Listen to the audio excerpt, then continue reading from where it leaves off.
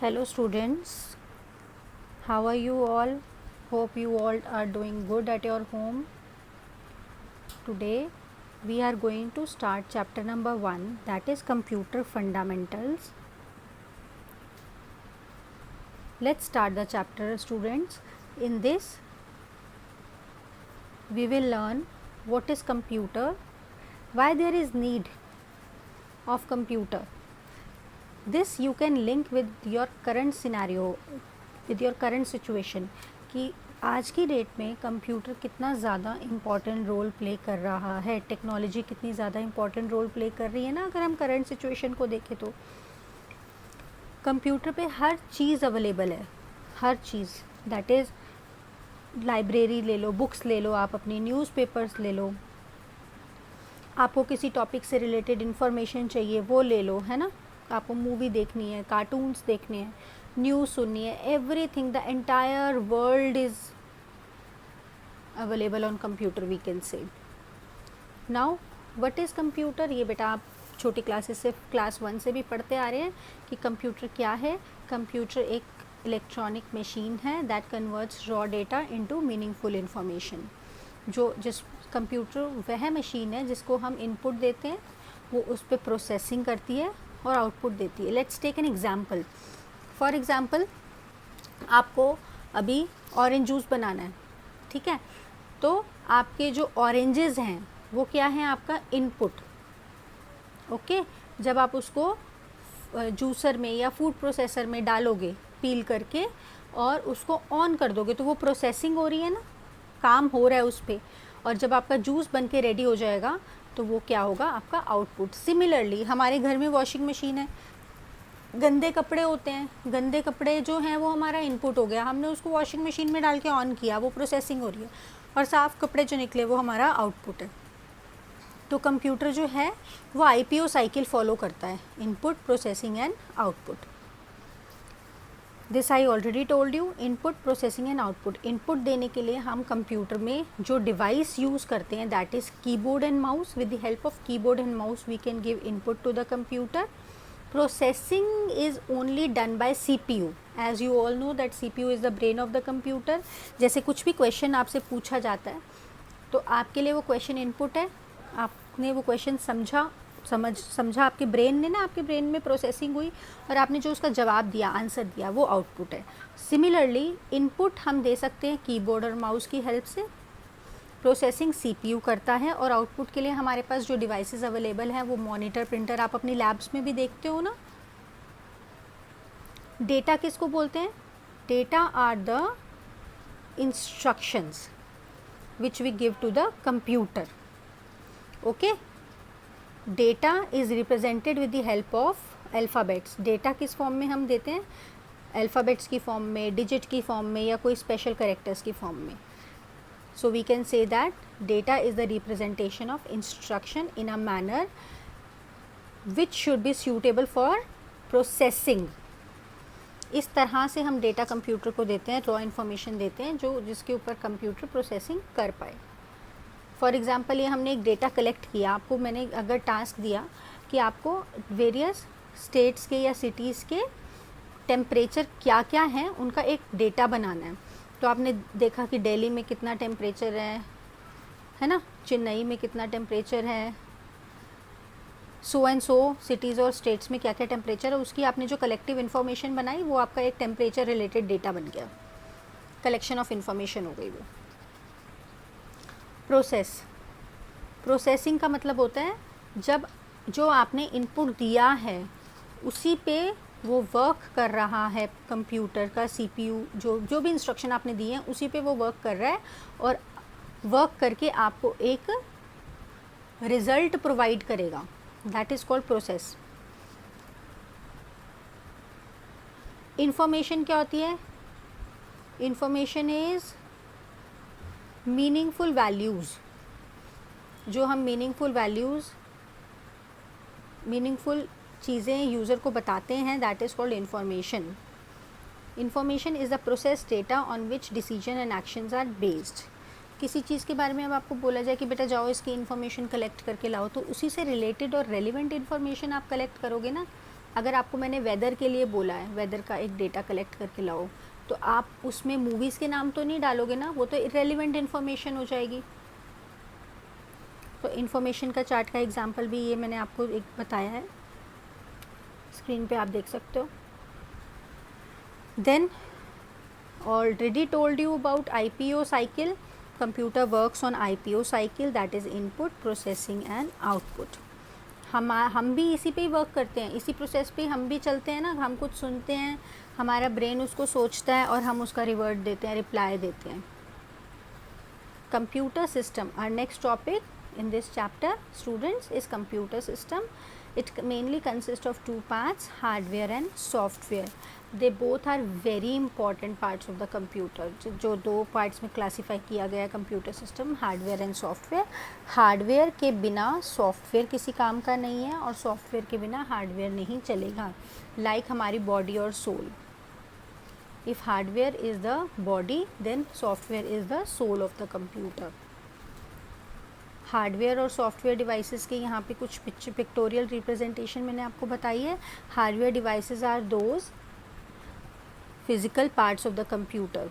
Hardware devices are the physical parts of the computer which we can see and touch, जिनको हम देख सकते हैं, छू सकते हैं। फॉर एग्जांपल आप अपनी लैब में देखते हो ना, कंप्यूटर लैब में स्कूल में, कि आपके हार्डवेयर डिवाइसेस पड़े हैं। Printer is there, projector is a hardware device, monitor is there, mouse, CPU, UPS, these all are hardware devices जिसको हम देख सकते हैं और छू सकते हैं। सॉफ्टवेयर क्या होते हैं? Software are set of instructions. अब अगर मुझे एक बात बताओ, आपका एग्जांपल लेते हैं हम टीवी और सेट टॉप बॉक्स का। अगर आपके पास टीवी है बट उसमें केबल कनेक्शन या सेट टॉप बॉक्स आपने नहीं लगवा रखा, तो वो टीवी हमारा एक बॉक्स खाली डब्बा ही है ना, क्योंकि उसके अंदर वो जो प्रोग्राम्स आने चाहिए वो नहीं आ रहे हैं, तो वो डब्बा है। और सिमिलरली इसको उल्टा कर दो, रिवर्स कर दो, आपके पास सेट टॉप बॉक्स पड़ा है बट आपके पास टीवी नहीं है, क्या यूज़ है उसका? वो भी एक डब्बा है। तो हार्डवेयर डिवाइस अगर आपके पास है तो सॉफ्टवेयर भी उसमें इंस्टॉल्ड होना चाहिए, और अगर सॉफ्टवेयर किसी भी फॉर्म में, मतलब CD में पड़ा है या पेन ड्राइव में पड़ा है, वो भी यूज़लेस है अगर आपके पास हार्डवेयर नहीं है चलाने के लिए। ठीक है, तो हार्डवेयर और सॉफ्टवेयर आपको क्लियर हुआ। हार्डवेयर की यहाँ पे डेफिनेशन दे रखी है, आप देख सकते हो, इसके एग्जांपल्स दे रखे हैं यहाँ पे। देखो बेटा कि किसको किसको हम हार्डवेयर बोलते हैं, keyboard, mouse, audio speakers, printers. इसके अलावा भी आप एग्जांपल्स अपने आप ऐड ऑन कर सकते हो। Then input hardware. अब हार्डवेयर ना आगे क्लासिफाइड है 4 पार्ट्स में, input device, output device, storage device और प्रोसेसिंग डिवाइस में। अब इनपुट में कौन कौन से हार्डवेयर आते हैं? कीबोर्ड आता है हमारा, जो डिवाइसेस हेल्प करते हैं इनपुट देने के लिए। कीबोर्ड जो है वो मोस्ट कॉमन, बहुत पॉपुलर डिवाइस है, ये आप देख सकते हो स्क्रीन पे, जो आप यूज़ भी करते हो, है ना। किस लिए यूज़ होता है? It is use to enter data and instructions to the computer, right. इसमें काफ़ी तरह की कीज़ होती हैं, अल्फ़ाबेट की, न्यूमेरिक की, फंक्शन की, एरो की, इन सब का आप यूज़ कर चुके हो बेटा और करते भी हो, तो ये बहुत इजी है आपके लिए समझना। फिर माउस है। माउस क्या है? Mouse is a pointing device. Pointing device है ना, जो सिस्टम को इनपुट देने में हेल्प करता है। इसके buttons, it has 2 buttons and a scroll wheel, right. Left button, right button आपने पढ़ा है पिछली क्लास में, आपको ध्यान हो तो। और हम इस पर क्लिक करते हैं, क्लिक का इस्तेमाल करते हैं इस पर, तो आगे वो चीज़ प्रोसेसिंग स्टार्ट हो जाती है। Then microphone. Microphone again is an input device. It is used to record voice, music, sound. ठीक है ना।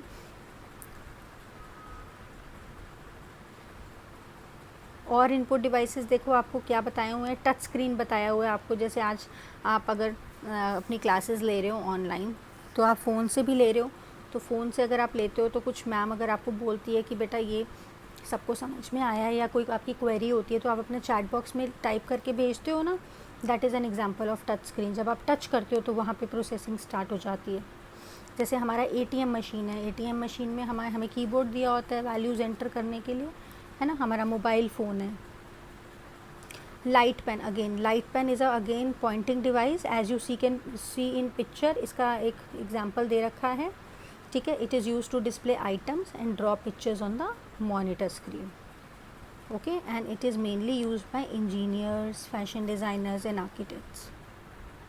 Digital camera again is an input device which is used to take photographs and record videos, और उन photographs को आप अपने computer पे shift कर सकते हो। और ये स्टोर किस में होती हैं, इसमें एक मेमोरी स्टोरेज यूनिट लगा होता है, मतलब जैसे हमारे फ़ोन्स में भी मेमोरी कार्ड होता है ना, वैसे इसमें भी होता है सारी चीज़ों को स्टोर करने के लिए।